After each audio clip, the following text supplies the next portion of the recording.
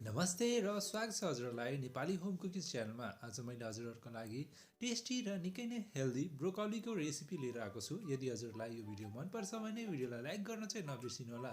ल सुरु गरौँ है त हाम्रो ब्रोकाउलीको रेसिपी।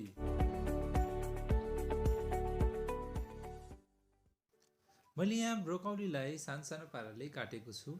त्यसपछि मैले यहाँ आलु लिएको छु 2 देखि 3 वटा, अनि मैले यहाँ प्याज 2टा लिएको छु, त्यसलाई चप गरेको छु। अब मैले यहाँ 2टा हरियो खुर्सानीलाई पनि चप गरेर राखेको छु।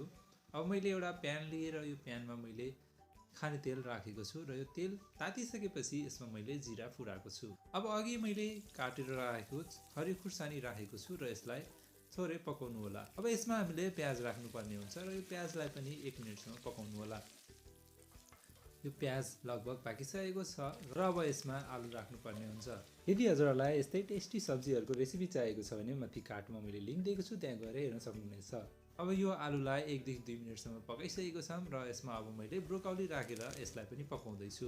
यसलाई राम्रोसँग मिक्स गर्नु होला र मिक्स गरिसकेपछि यसलाई छोपेर 2 देखि 4 मिनेटसम्म पकाउनु होला मिडियम फ्लेममा। अब 4 मिनेटपछि मैले यसको लिड खोलेको छु र यसलाई एकचोटि फेरि चलाउनु होला। र अब यसमा हामीले नुन र बेसार राख्नुपर्ने हुन्छ। अब यसमा मैले नुन राखेको छु, स्वादअनुसार नुन राख्नु होला हजुरहरूले पनि। त्यसपछि मैले यहाँ आधा चम्चा बेसार राखेको छु। यो बेसार र नुन राखिसकेपछि यसलाई राम्रोसँग मिक्स गर्नु होला र यो मिक्स गरिसकेपछि यसलाई फेरि छोपेर 2 देखि 4 मिनेटसम्म पकाउनु होला। अब 4 मिनेटपछि मैले यसको लिड खोलेको छु। हेर्नुहोस् त हाम्रो यो कति मजाले पाकिसकेको छ। अब यसमा मैले मसला राख्न गइरहेको छु। मसलामा मैले यहाँ रातो खुर्सानी राखेको छु 1 चम्चा। त्यसपछि मैले यहाँ किचन किङ लिएको छु। यो किचन किङ पनि मैले यसमा राखेँ।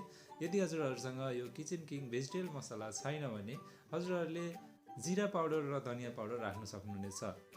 यो मसलाहरू राखिसकेपछि यसलाई अब नछोपिकन 2 मिनेटसम्म पकाउनु होला र हाम्रो यो ब्रोकाउलीको सब्जी रेडी हुन्छ।